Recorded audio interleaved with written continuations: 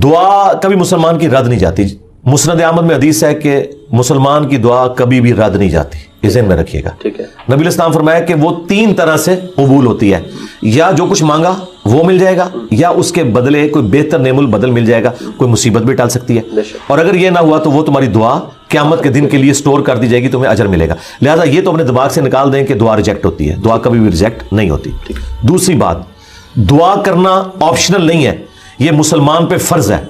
जो मुसलमान दुआ नहीं करता वो अल्लाह का नाफरमान है, अल्लाह ताला का बागी है, अल्लाह ताला उससे नाराज होता है।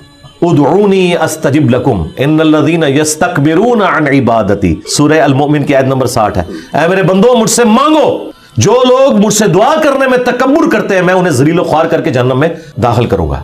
दुनिया के बादशाह तो मांगने पर नाराज होते हैं, और हम उस बादशाह की इबादत करते हैं कि जिससे ना मांगा जाए तो वह नाराज होता है। ये जरूरी है।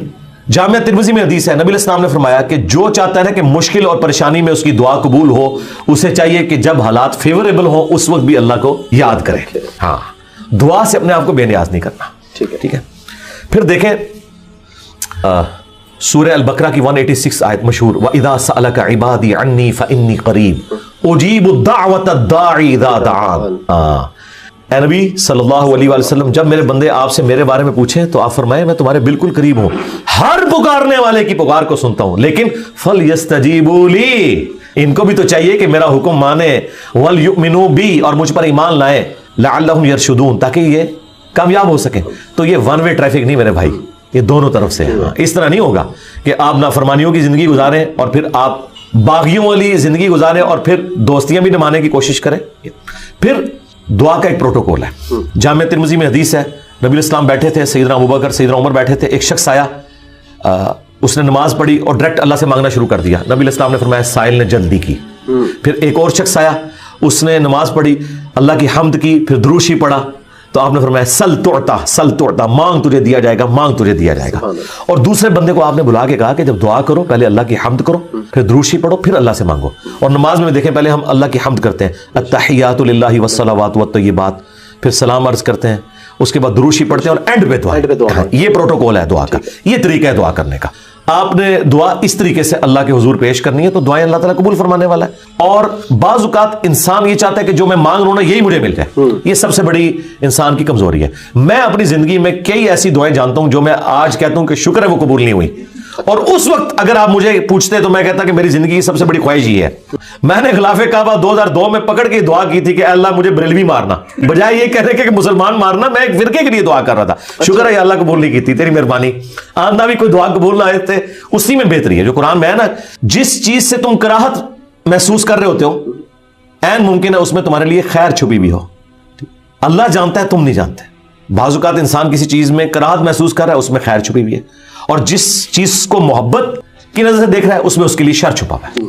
इसको डॉक्टर जाकिर नाइक ने बड़ी मिसाल प्यारी दी थी कि आपका अमेरिका में कोई बिजनेस हो और आपने फ्लाइट से पहुंचना हो, मीटिंग हो आपकी, और वो मीटिंग आप अटेंड करें तो आपको करोड़ों का बिजनेस मिलने वाला है, और अगर रह जाए तो आपका इतना नुकसान हो जाएगा सारे बिजनेसमैन के लिए।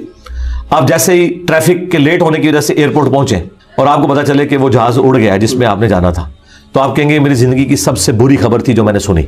और उसी गाड़ी में वापस आते हुए आपको खबर मिले कि वो जहाज क्रैश कर गया, तो आप कहेंगे वो मेरी जिंदगी की सबसे बेहतरीन खबर थी जो मैंने उस वक्त सुनी थी, शुक्र है मैं नहीं बैठा उसमें। एक ही खबर थोड़ी देर पहले जिंदगी की बदतरीन खबर थी और अगले लम्हे वो सबसे अच्छी थी। अच्छा, इस चीज को अल्लाह ने कुरान में हजरत मूसा और खजीर के वाक़े में समझाया, जिसमें वो एक बच्चे की गर्दन मरोड़ देते हैं। वो ये नहीं है कि यहाँ को पीर बच्चों की गर्दन मरोड़ेंगे, वो फरिश्ता था, वो हजरत इस्राईल वाला काम कर रहा था, उसको अल्लाह ताला ने उतनी उम्र बच्चे को देनी थी।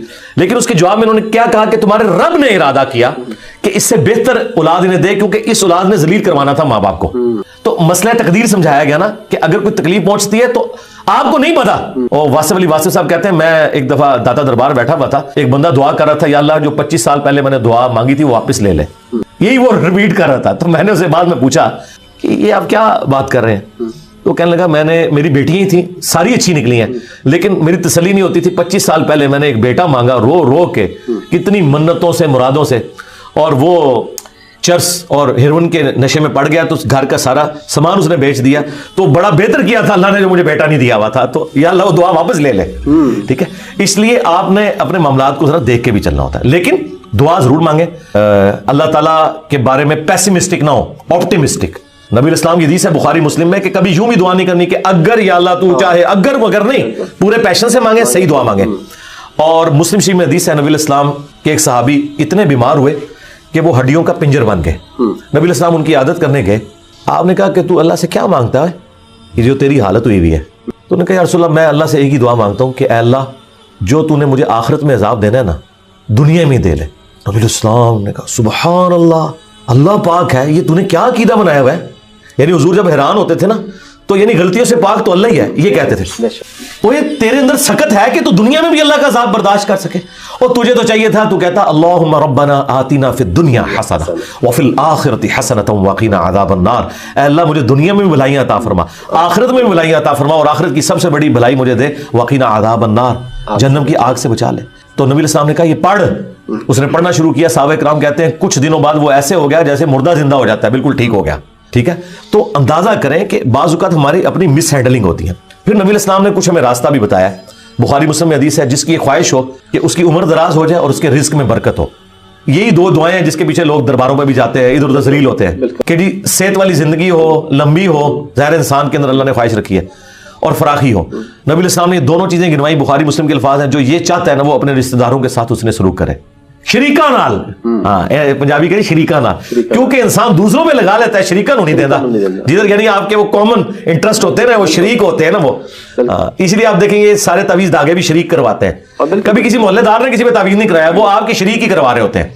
जहां जेलसी फैक्टर था वहीं खर्च करने के ऊपर अल्लाह ताला ने अजर रखा हुआ है, और ये आपके ऊपर कितनी बड़ी आजमाइश है।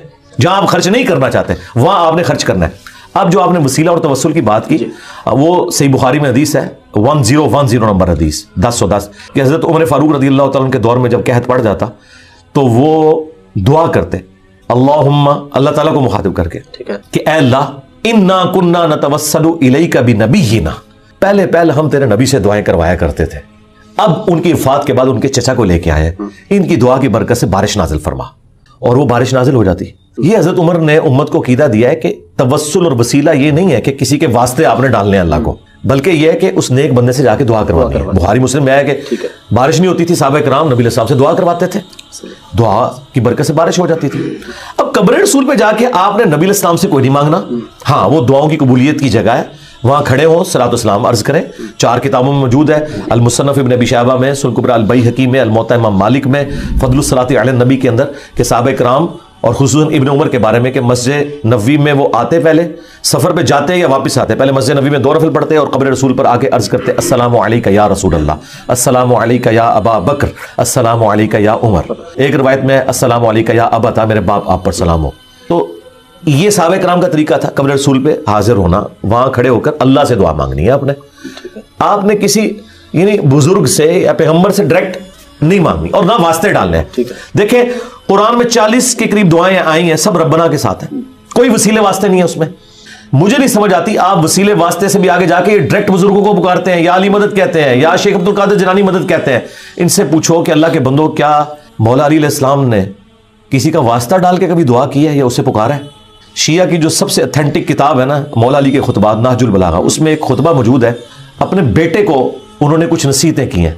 उसमें उन्होंने कहा कि हसन याद रखना, तुम उसकी औलाद हो जिसने अनकरीब मर के मिट्टी हो जाना है, बका सिर्फ अल्लाह की जात को है। हसन, जब भी तुझे मुसीबत और परेशानी हो सिर्फ उसी को पुकारना, और ए मेरे बेटे हसन याद रखना अल्लाह की बारगाह वो है जिसमें उसने अपने लिए कोई दरबान भी मुकर्रर नहीं किया, तुम डायरेक्ट अल्लाह से मांगो।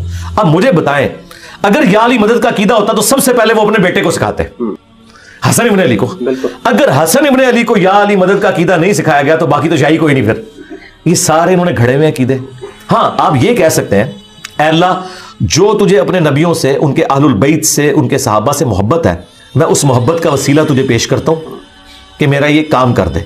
ये अल्लाह की सिफ्त का वसीला होगा, ठीक है। वलिल्लाहिल अस्माउल हुस्ना फदऊहु बिहा, अल्लाह का अपने पैगंबरों से मोहब्बत करना ये अल्लाह की सिफ्त है, इसका वसीला पेश कर सकते हैं, ठीक है। इस तरह नेक अमाल का वसीला वस्तईनु बिस्सब्रि वस्सलाह, नमाज और सब्र के जरिए अल्लाह की मदद चाहो। बिल्कुल आप वसीला पेश करें।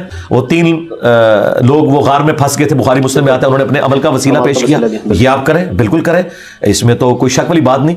लेकिन ये जो वास्ते डालना फलाने का सदका ये कोई साबित नहीं मेरे भाई, इस तरह की कोई रवायत उसूल मुहद्दिसीन के ऊपर सही नहीं है जी।